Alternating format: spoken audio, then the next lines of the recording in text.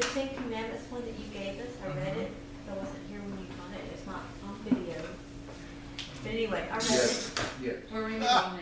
We're removing that. I know it's not the same as being up anyway. And then I read, and then the other one I went through, I don't remember which one it was, and I went through it like twice. They're in the video. Okay, yeah, that other one. And then, okay, so I'm sitting there, okay, we break one commandment, we break them all. Okay, the Sabbath is on Saturdays, and many of us work on Saturdays. So are we totally just being disobedient because the world requires us to work, you know, our bosses require us to work, or, I mean, I just struggle with it. It's like, God, am I just totally being disobedient to you and saying, well, sorry, I gotta work. It's more, I mean, how? Go ahead. When he taught that, if I'm not mistaken, and if I am, y'all can tell me. You know, yes, you have to work, okay? But I guarantee you, when you get up in the morning, you give him his due. Before you go to work, I know you pray to him. You pray to God. You really should. And you give him. So you are acknowledging the Sabbath, and you are keeping it. Yes, you have to go to work, but you are acknowledging him. Because like Michael said, those 10 commandments, when we are breaking them, we're going against him. But also, when we are doing the best that we can do to keep them, we're keeping them too. And I know you're praying in your car when you're going to work, right? Or you're listening to it.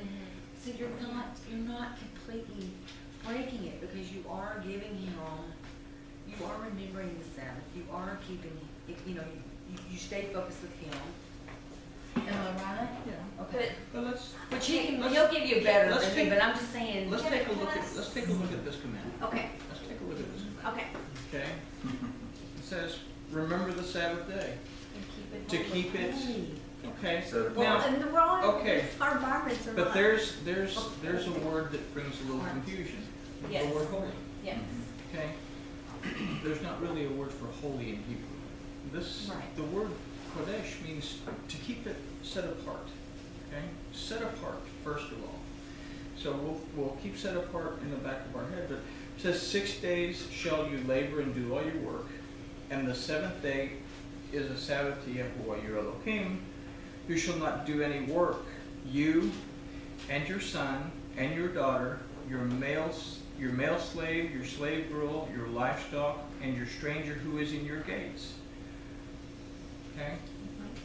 What does that mean? We don't have slave girls, I don't have servants, I don't have livestock. What does that mean? It means that if I go back up and say that the seventh day, that to keep it separated, I have to take, first of all, and separate time. I have to set time apart. The seventh day, okay? On the seventh day, what did he do? He says he rested, but literally what that word in Bereshit is saying, that he stopped. He took a break. He took some time to stop. We have to take some time to stop. We have to take some time and not allow the physical things, the slave girl, the slave man, the cattle, and all this other stuff that we have in our day-to-day earthly life. We need to make that stop and take the time to rest. Now, we say, well, the seventh day. If you can take time to rest and stop on Shabbat, then take time to rest and stop on Shabbat an hour. But the main thing about the seventh day is to keep in mind this 7 is a representation of the Word of Elohim. It's a representation of being complete in Elohim. It's a representation of the Zion, which is the protection, the nourishment, and the rest that we find in the Word of Elohim. So what are we saying? I'm going to stop what I'm doing, and I'm going to remember and observe, is what the two commandments found in Torah say, to remember the Sabbath and to observe the Sabbath. I'm going to believe and receive Yeshua. I'm going to believe and receive. The restoration is the main thing that we're going to consider here. Restoration, but also deliverance from the things, the day-to-day things that are pounding me down. I'm going to stop. If I have to work on Saturday, I have to work on Saturday. The commandment's telling us to stop from our worldly activities during our week. Stop and pay attention to Him. Take time to fellowship with Him. That if we don't, we read on what He says. For in 6 days Yahuwah made the heavens and the earth and the sea and all which is in them, and He rested on the seventh day. On account of this, Yahuwah blessed the Sabbath day and set it apart. If I don't stop, then what am I saying? If I don't stop to take this time to study the Word, if I don't stop to take this time, not just to pray, but we talk about fix our little cup of tea and our little snacks and sit down and have a conversation with Elohim. Take time to stop. Because if I don't, then what am I saying? I don't have to stop. Elohim might have had to rest, but I don't have to rest because I am Elohim. So if I don't take the time to stop, why did He make it a commandment for us to do it? Because Elohim knew that we have to take time to recharge spiritually. And that's the main thing about Shabbat, is taking the time to stop. You stop Friday evening when you get home. When you get home, Friday night, you don't work all night long. You get home Friday night. You stop. You say, I'm going to stop everything. I'm going to sit down. I'm going to fix my tea. And I'm going to take some time with my Elohim. Okay? So you're keeping it on the seventh day. But more than just keeping it on the seventh day, you're taking the time to stop from your work. Put away the physical things that are going through your head and concentrate on your relationship with Elohim, totally in the Spirit.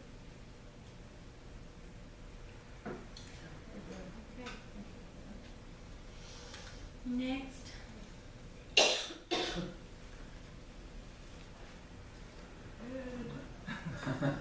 Okay, just go ahead. Mine isn't necessarily, yeah.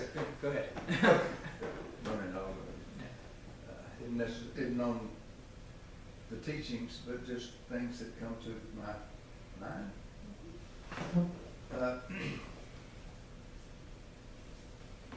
Two words, forever and eternity. They don't have the same meaning, do they? Forever and eternity. Forever has a time attached to it, doesn't it? Or does it? But there seems to be a difference in reading. You say one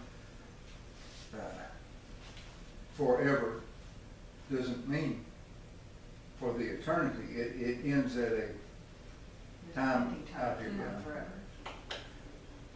Well, That's a good question. that's a good question. So let's separate that into the two realms. We have our physical existence is going to last as long as it takes. Forever is a concept that we can understand. I mean, if I say forever, well, that's going to mean from now on. Now on. Eternity is something that we really can understand. I mean, we talk about eternity all the time. But we don't understand eternity. We don't link something like eternity with infinity. And even if we could link something like eternity with infinity, we couldn't understand it. For example, Oh, we've got plenty of stuff here, but come ahead. We say Work that, out, that's fine, but not, no worries. so-and-so Taking everything in Christian beliefs, so they go to heaven and they're walking on the pearly gates. We're, you know. And they're waiting Come ahead, we for the still got judgment. meal and, Okay? kind of. Here's a concept that we would have trouble understanding. Is that when someone dies, they go immediately before the judgment, Yes. because time no longer exists. But not only are they there in the judgment, we're standing right next to them in the judgment, because time doesn't exist, and although they may have died 20 years before we did, that 20 years is irrelevant. In eternity, everybody is at the judgment at the same time. So there's a concept that we can't understand, because we're flesh and blood creatures. When Adam transgressed, we stepped into time. And for me to say forever, well, I can say forever, and forever can mean forever. We have let's take the Roman Empire. If they made a rule in the Roman Empire that was supposed to last forever, well, the Roman Empire is no longer there. There's a rule that they made in the Roman Empire still standing. It ended with the Roman Empire. Now, people try to use that ideology in saying that forever only means particular dispensations, so that when Elohim says, you will keep this as an everlasting ordinance forever, well, you have people who say, well, that was all in that Old Testament stuff, and that forever only meant for the children of Israel during this period of time. The thing is, without Torah, without the first 5 books, you can't have Brit Hadashah, because Torah holds relevant into Brit Hadashah. Yeshua celebrated the feasts and the festivals, and he commanded us to keep the commandments. In fact, in John, it says that Elohim won't even listen to the prayers of those who don't keep his commandments. So, when he says, these are my commandments forever, he actually means until what Yeshua said, until heaven and earth pass away, his commandments are in place. But eternity's beyond that, though. Eternity is beyond that. Again, eternity that's something we can't grasp. And we can say eternity, and we can think that we understand eternity, but when you look at a circle, okay, it doesn't stop, it continues. We are just a teeny tiny little speck on this, and our life goes from here to here, but eternity goes all the way around till eternity can be 100 years ago, before we were. It could be last month, or it could be 20 years from now that we don't know. This is why Elohim knows everything, because he is eternal. We're finite. In an answer. Yeah. Yeah. Eternity's kind of like infinity, I guess, and in our concept of what it is. It's hard to grasp that eternity thing that you said. It's there, and we think we have It's timeless. a small knowledge of it, but It's There more are- like Elohim's time in a way. There are planets in our Beyond physical universe. here. There are planets in our universe that, time is relevant in space. There are planets in our universe that for every hour on that particular planet is the equivalent of years on our planet. How can that be?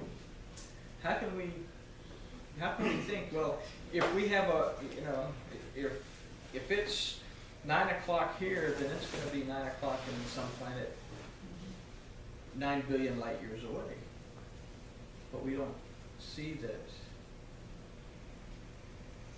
things are totally different when we step out of our physical realm.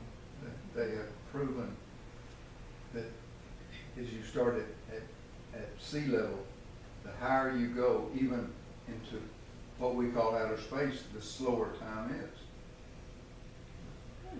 But we want to say that at the top of Mount Everest, if it's 9 o'clock there, then it's going to be 9 o'clock at the base, because that's what we understand. We can't conceptualize, we can't even, we understand the word, but we can't grasp the concept of it. We were never meant to grasp the concept of it. We were created to dwell with Elohim in eternity.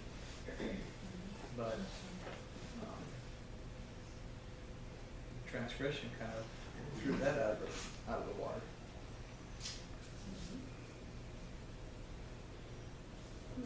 Groovy doobie. Good. More? Should we, after some of your explanations last Shabbat, talking about Godin and also the God that is the deity of good fortune, should we use that word when you're not supposed to? It says, let the names of any of these deities pass your lips. That is a process. That's a process. As your relationship grows, the measure of faith that you have grows. People use Lord, they use God, they use Jesus, they use the Lord, because that's at the level of faith that they're at. It is a very difficult thing to let go of saying God, because it's the only thing that some people understand. I was counseling a young man yesterday, the day before yesterday, and we have to slow down. He doesn't understand Elohim, so say God, so that he'll understand. But as our understanding grows, understand these things start to get written on our hearts, and what we'll find as we mature and as our measure of faith begins to grow, it actually begins to become difficult to say God. It gets difficult to say the Lord, because not that that is our language. It's become our language, and it's hard to stop doing it when you've done it for 40 years, 50 years. It's hard to just slam on the brakes and say, I'm going to say Elohim.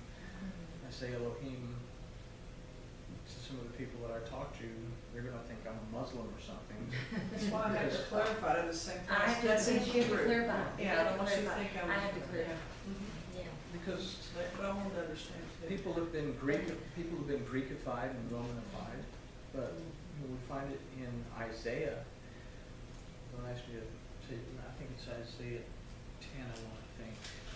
But it says that I will sit at the table of good fortune, and I will drink from the wine of fertility. Basically, it says I will sit at the table of God and drink the wine of Medi. And we have the word God that means good fortune. We have a name Lord that means fertility. So, but people are taught the Lord God. People are taught that That's all we're taught. you can't say the name of our Elohim because it's the ineffable name